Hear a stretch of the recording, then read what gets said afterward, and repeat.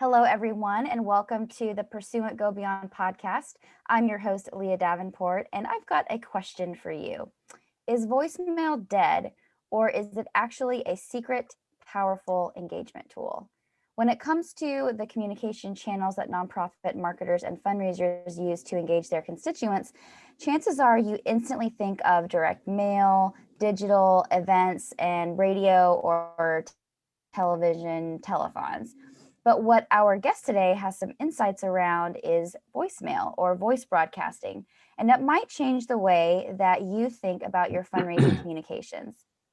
And so that without further ado, I'm thrilled to welcome Jeff Troyer. And Jeff is the Director of Business Development at Automatic Response Technologies.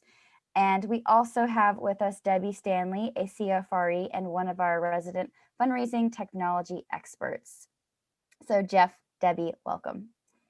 Thank Hi. you. Thank you. Great to be here. Yep. So Jeff, I noticed on your website that you mentioned how the human voice is a really powerful engagement tool. And we, in some subsequent conversations, have talked about how nonprofit marketers and fundraisers underutilize this really powerful technology. So can you explain more about what the technology is and how it's used to engage constituents and amp up engagement in other channels? Absolutely. And first of all, thank you again. I appreciate the invite very much. ART is a voice broadcast marketing and technology company. And what we do is we help businesses and organizations, for-profit and nonprofit, send mass notification recorded messages in their own voice to their donors, supporters, volunteers' phones, for ranging from everything from special events, both virtual and physical, donation opportunities, direct mail, lookout messages, thank you for donating messages, COVID-19 updates, and a whole lot more. We have this saying here internally that is the most powerful communication tool in the whole world is the human voice. So what do I mean by that? Your voice is the most powerful and effective way to connect and clearly communicate both tone and emotion. And yet, unfortunately, it's often our least used resource. So a phone call is going to nurture and strengthen your relationships way more than an email or a text can. And because we serve both for-profits and nonprofits, see, the commonality that we see among both is the struggle that we hear from them all the time, trying to find the time to personally acknowledge or thank or keep in touch or even notify their customers, especially by phone, which then gives them an opportunity to connect emotionally with their own voice. An email or a text can be easily ignored, but not a phone call. So I was reading this research just the other day showing that the influence of voice calls is actually increasing now due to the rise in smartphone usage. And so unlike Facebook or text messaging or email, a voice broadcast phone call winds up being what we would call the ultimate top of mind attention getter. I mean, as I said before, it can be easy to miss an email or a text, but it's a lot more hard to miss a phone call or voicemail. And from an emotional standpoint, there's really nothing more welcome as a phone call, especially if it's coming from a local influencer, let's say a board member, a coach, a team leader, a survivor, even a celebrity. And of course, now because of COVID, with the world is a totally different place. And now more than ever, people really want to hear the reassuring voice of those that can help them. And so that's a little bit about us and voice broadcast and how it's used as what we would say is an amazing tool for engaging people at an emotional level. You know, Leah, I just want to ditto something or piggyback on something that Jeff just mentioned. Is, you know, as he said, is that as fundraising has changed, we're looking for deeper engagements, and it's I just got a call from a fundraiser the other day, and it wasn't him getting me on the line. It was getting that touch that felt human and felt powerful and how it worked along with my connection and my commitment to the organization. Absolutely. Absolutely. Mm-hmm. Yes. And something that resonated with me as well, Jeff, is this idea of how we've kind of forgotten, I think, about how powerful voicemail is. I mean, Yeah. I'm actually old enough to remember coming home with my mom and listening to the voicemails on the answering machine. I'm not quite Yes. one of those millennials who doesn't remember that. But even now, with smartphone technology and transcribing voicemails, like just the other day, I had a new mattress that needed to be delivered and I wasn't available to pick up the phone. But when the voicemail from the delivery company came through, I was able to see the transcription and be like, yeah, I don't need to call them back. I've got everything that I need right here. Mm-hmm. And I might not yes. even opened the email from the mattress company because I had like 50 unread emails in my inbox that day. So it really is, it is kind of I would say like a bit of a Trojan horse of fundraising. And so kind of given that, that introduction, you were telling me before that you kind of got your start providing the service, or ART got the start providing the service to the insurance industry. Yes. So can you talk a little bit more about that? Because you had a really great story about birthdays. So Oh, yes. can you just tell us more about that?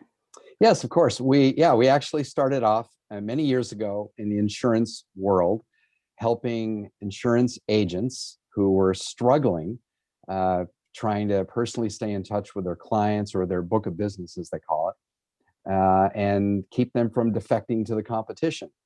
They had too many people to call. Their staff couldn't keep up.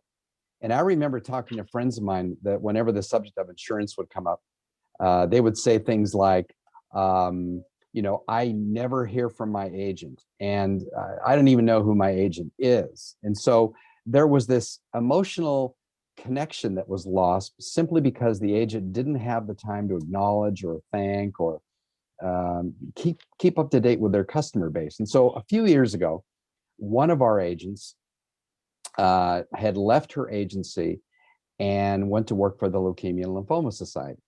And so we had been helping her for literally for years, do things like increase her retention and her top of mind and strengthen the relationship and the loyalty that she had with her customers. And it saved her so much time and so much money that she began sharing the experiences that she was having, taking this technology from insurance over to nonprofit, sharing it with other chapters of LLS. And so fast forward today, we've done probably over 400 different campaigns with Leukemia Lymphoma Society, and it's been fantastic. Now, the birthday reference you were mentioning earlier was one of the things that she used it for was making these birthday calls. And what's so cool about this technology is that she can record a birthday message one time. Hey, it's Roxanne over at Leukemia and Lymphoma, and I happen to notice that it's your birthday today, and I hope you have a wonderful celebration, and if there's anything I can do, let me know. Well, she did that same thing in the insurance world, and people would literally call her every so often and say, I got your message, I got your birthday message, and you were the only one that remembered my birthday today. And that was, I mean, it's a sad story, but in the same breath, it's powerful how this was used. And so she did that all the time, and it's been phenomenal in terms of just her retaining donors and retaining the relationships in a way that other people have never been able to do. So what makes voice broadcasts such a great marketing tool really is when you combine it with other channels, direct mail, email, Facebook, on the web, other digital marketing. It becomes what we would call the perfect layering tool to help engage your supporters and your donors with personal and what we would call emotion-based voice messaging. And we've seen significant increases in ROI, simply because of that. Now, having said that, what would be some real world examples of how this is actually done? So we have two goals with our clients. We want to help them increase their retention. We want to help them increase their revenue. Those are the two yardsticks. So for retention, let me give you some examples of the different, because people are going, what kind of messages would these be? I don't understand. So For retention, we recommend customer experience and appreciation messages. So for example, thank you for your support. We really appreciate you. Happy birthday. We talked about that. Now, in the insurance world, of course, they had everybody's birthday because they did that when they filled out an application. It would be so cool in the nonprofit world if there was a way or a methodology to get people's birthdays, because then you could load it in and you could do a birthday campaign. But that's just another idea. Testimonials. What better than to have someone who's had a tremendous, wonderful experience with a nonprofit to be able to share a success story? We've had a couple of cases where, like an 8-year-old boy that was cured from lymphoma would call and do a testimonial message about how great it was to work with LLS in this particular capacity, and it really tugs at the heartstrings, and it's a lot more powerful than the written word, and that's why it's so great. Thank you for your donation or your gift. This is probably the most important that you can send someone. I've read all kinds of statistics saying upwards of 90% of first-time donors never make another donation. And the reason that I see is that no one took the time to thank them. So thanking people, a very simple act in a very emotional, powerful way, is so great. Thank you for attending our event. Thanking new donors who have just come on board. Holidays and event-driven calls. I mean, these would be outside of nonprofit business or regular business, but just wishing them a happy holidays, wishing them happy 4th of July. Don't forget to turn your clocks back, daylight savings, things like that. Announcing COVID-19 free testing dates or other COVID-related notifications, community announcements, emergency alerts, say there's a storm coming, that kind of thing. So that's on the retention side. Now, to drive revenue, research has shown, and I'm reading this here, that one of the most effective uses of voice broadcast is for extending an invitation to an event or reminding prospects or donors that they've registered to attend a conference or a seminar or even a virtual event. In fact, it says here, reminder calls to attendees who have agreed to come can improve their actual attendance by 40%, which is huge. So that kind of a message, what would that be? Hey, it's Bill Jones with ABC Nonprofit, and we see that you have registered for the upcoming blood cancer conference. It's going to be this coming Saturday, the 12th, at the Hilton Hotel at 8 a.m. So look forward to seeing you there. And boom, that's a great way to get more people to come. Asking for volunteers. Minimum donation reminders. I'm going to use an amazing stat, how that's been used a little bit later. Kickoff announcements, trade show follow-up, back when we can get back to going to trade shows, recruit for support staff. But now, by far, what we have seen recently is the two most popular revenue strategies have to do with increasing direct mail and email responses. Okay, direct mail. Direct mail still makes money, for sure. But most mailers, as you know, are thrown in the trash. Less than 1 out of 5 ever get looked at. So you know the drill. You get it. You go to your mailbox and stand over your recycling bin, and you throw everything away, including that direct mail piece that somebody spent a lot of money on. So the strategy there is that before you send your next direct mail piece, you send a voice broadcast. Hey, it's John with XYZ Nonprofit, and I wanted to give you a heads up, be on the lookout for an important mailer that's going to be arriving in your mailbox tomorrow or the next day. Don't throw it away. It's a bright blue 4x6 postcard with a picture of a hospital on it. And there's a great donation opportunity on there, especially for you. So be on the lookout again. Thanks. Hope you're doing well. When you do that, over time, your readership response can go up 3 times, 4 times. We've seen even 5 times. And it's so inexpensive to do that. So what you're doing, you're piggybacking on a channel that you're already using to help amplify it. The same holds true for for email response. You do the same thing. Hey, be on the lookout for an email. It's going to be hitting your inbox tomorrow at noon. Don't delete it. The subject line says XYZ, and you're definitely going to want to take advantage of this. So again, so those are great strategies, and how they're used in a real world setting. The bottom line is that ART's voice broadcast is the perfect added value tool for any situation where you need to get large numbers of personal, nurturing, informational notification calls out literally in minutes for really cheap. And so as a recap, that's how we got involved with nonprofits. Pretty interesting story. And then how voice broadcast complements perfectly other strategies and channels. And there you go. So what excited me, Leah, when I first started talking to Jeff about this is, this great example of how nonprofits can piggyback on, again, the success that the for-profit industry has with this type of technology, while not making it like the thing that we so much see. And Jeff, I want to again highlight a couple of things that you said. First of all, when you're a nonprofit in a community, you are competing. You are competing for dollars. Every little edge you can get, whether it's remembering somebody's birthday, sending a note on Father's Day, sending a note on Mother's Day. I really love that. Don't forget to turn your clocks back. And technology can be your greatest ally.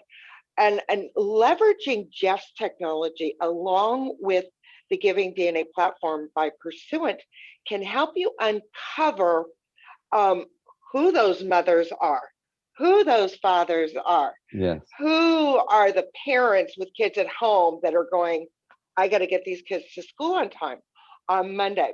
So using our technology along with Jeff's will allow you to create those type of hyper-personalized messages that will create that competitiveness in your local, philanthropic market to help gain the hearts, minds, and souls of your community to do your mission.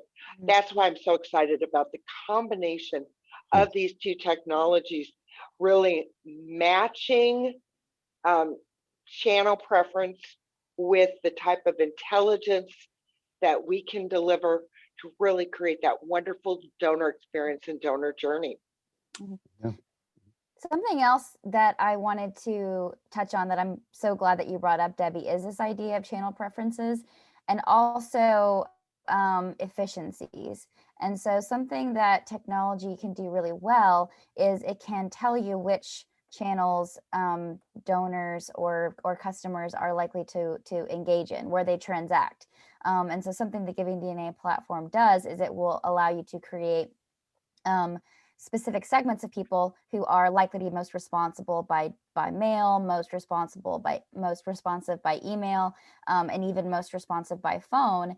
And you can tailor the types of messages that you send to those people while also saving money in your fundraising, because if you know someone isn't likely to open the mail, maybe instead you send them an email and then follow it up or preempt that with a call. And so what's wonderful about the way that voice broadcasting can augment your performance in different channels is Giving DNA can also help you know where to invest in each channel. Yeah, and to continue that thought just slightly further, I get asked, how do you know those channel preferences? And I laugh because I can look on my desk and here's my AAA registration. I do that by mail. My giving card to my church, I do that online. My behavior is being captured out there. All of that buying behavior, giving behavior is being captured. And that's how we know. We know with 90% certainty how somebody prefers to be communicated with. I have a girlfriend who's in direct mail, just a little anecdote here. And every time she gets a direct mail piece, she brings it over to me from a nonprofit. She brings it over to me with a little sticky that says how much it costs. And she says, this is just another nonprofit I'm not going to give to because they wasted $3 on me. So she's a perfect example of never send her a direct mail piece. My mother, on the other hand, she loved to get direct mail from the charity she supported. So understanding that, supporting it through a really clear multi-channel approach can be brilliant of leveraging technology in the right way. Yep. What's funny about that too is channel preference can also be so nuanced, because I might not be someone who's going to put a check in the mail to donate to a nonprofit, but I would really love it if they sent me a birthday card. That's true. That's true. So there's a lot of I think what I love is like each channel is not dead, but people like to engage differently in each channel. Yes. Right. So, well, I've got a couple of more questions, and I want to bring us home here because I want to be respectful of your time, Jeff. And I think that we've covered a lot of really great things so far. But I think the elephant in the room that we have to put out there is ART's voice broadcast robocalling? Good question. The term, just a little history. The term robocalling has had, as you know, a very negative connotation in the news over the last couple of years. And it's due in large part to these ginormous companies that are sending out millions of voice broadcast telemarketing calls at night during dinner from an uninvited source, letting you know that you've won a free cruise for taking a short survey, or offering to reduce your credit card interest rate, or a politician asking for your vote. You know, these are the types of calls that just infuriate consumers, and that's why there was such a stink about it. On the other hand, when someone you know or respect or admire calls you with a nurturing or informational message pertaining directly to you, you are happy to listen. That's a fact. And that's why ART's customers only use voice broadcast to call those they already have an existing relationship with. And here's another thing. We have a really high customer approval rating for this type of message delivery using voice broadcast. We give everybody the opportunity to opt out. The people who are receiving the calls, we give them an opportunity to opt out if they so desire. But we've tracked this for the last 6 years or so, and at the end of the day, less than 1/2% ever choose to do so. And that's because they're getting a relevant and a welcome message from somebody that they know, and that they may have a fiduciary in the insurance world. They had a fiduciary relationship with that agent, and so they knew who that person was, and they have that kind of relationship. So they're happy to find out information about how that agent can help them. And in the nonprofit world, if you're a donor, if you believe in this nonprofit cause, that's an entirely different relationship than somebody that's just calling you out of the blue, trying to pitch you something. So to answer your question, is ART's voice broadcast robocalling? Well, if you mean by robocalling, if what you mean by robocalling is sending unintrusive in telemarketing calls, then no, absolutely it's not. All right, so before we wrap up, let's talk about results. I'd love to know 3 ways, or maybe three proof points of some of the nonprofit clients you've worked with who've used this technology, and what are some of the outcomes that they've seen?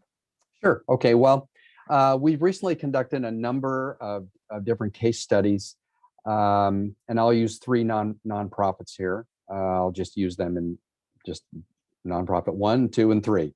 One nonprofit in particular, they would always conduct an end of the year donation ask using direct mail, email, and the web. And every year they would raise a certain predictable amount.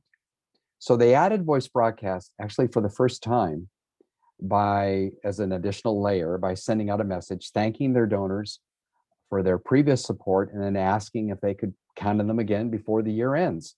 They then asked if they would make a gift to help them by going online or just calling them at 555-1212 and adding just this one piece to the puzzle, which was voice broadcast. It effectively doubled their donations from the previous year.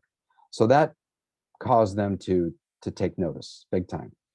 Let me go on to the second one. The second one was another one nonprofit that conducted a Giving Tuesday campaign using Facebook, direct mail, and email. They added voice broadcasts for the first time, thanking their members for, quote, being one of their strongest supporters and asking for their support this year for Giving Tuesday, and that each of their dollars would be matched 5 times by a local corporation.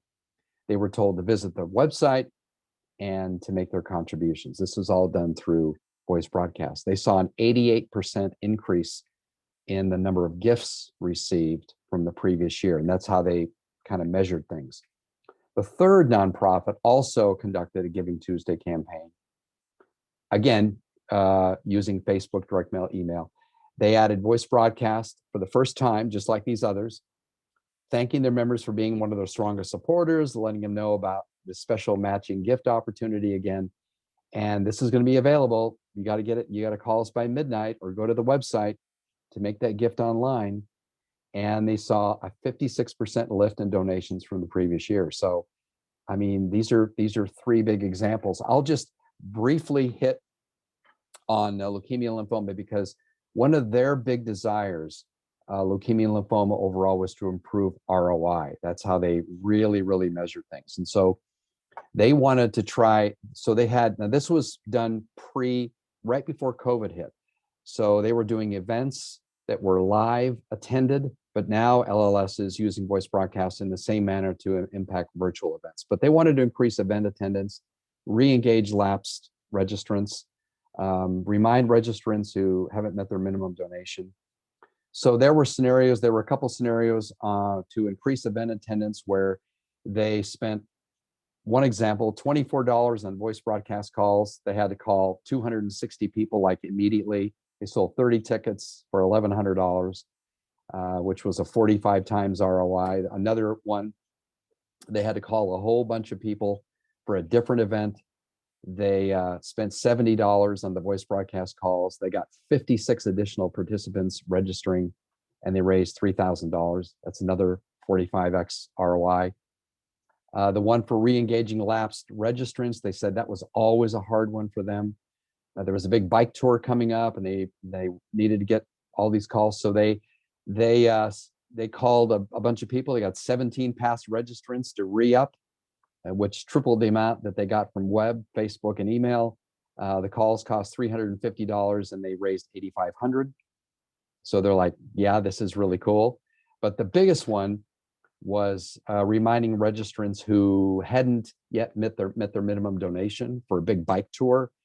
And so they sent out a broadcast call telling them to register, put the credit card on hold until they do it. They spent $76. The voice broadcast resulted in 98 people calling in, who ultimately raised a total of $61,000. And I had to say, is that right? And they said, yes, absolutely. So that's an 804, times a return. So again, they had never experienced ROI numbers like this, in the past. So that's a great testimony for how this works, again, as a value added tool for reaching out to people. And I want to emphasize the reason they worked and the reason they had such strong ROI was the hyper personalization. Yeah. Donors want you talking to them about who they are. Yeah. If the same call had happened to a writer who had already hit their minimum, was well engaged, and they got this call that you haven't hit your minimum, it would have the opposite effect.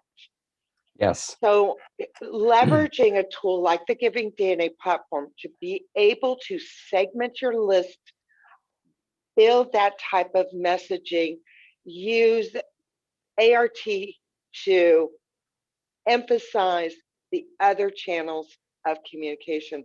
That's really where the win-win-win is. Yeah, it certainly is.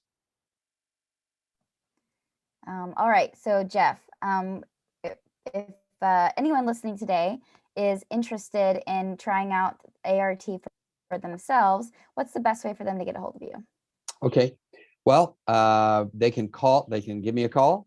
I'll give you my number. I'm at 888-408-4222. And just please mention that you were referred by by Pursuant. You can also email me at the letter J and then my last name, Troyer, Troyer, at automaticresponse.com. And because of this webinar podcast, you mentioned that, and we're going to give you a special discounting. We have a regular pricing of one-time sign-up fee of $149 to sign up with us. We're reducing that to $99. We've cut our monthly subscription fee down from $30 to $20, and then a typical call that connects and plays costs around 7 to 9 cents. So it's super, super inexpensive. But Leah, let me just conclude by saying this. There's a lot of voice broadcast companies out there. Most of them say, here's our technology, good luck, and that's it.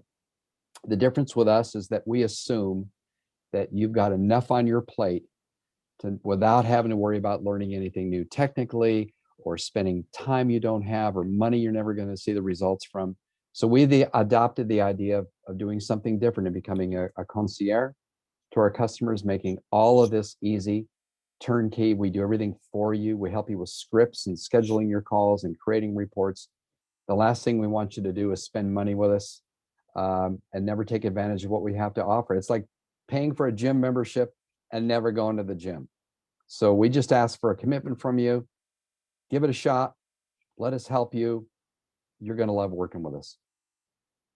Yep. And we will be sure to have that information in the show notes as well. If you happen to be encountering this while you are driving and couldn't jot down notes really quickly. So we'll have those links and that phone number in the show notes as well.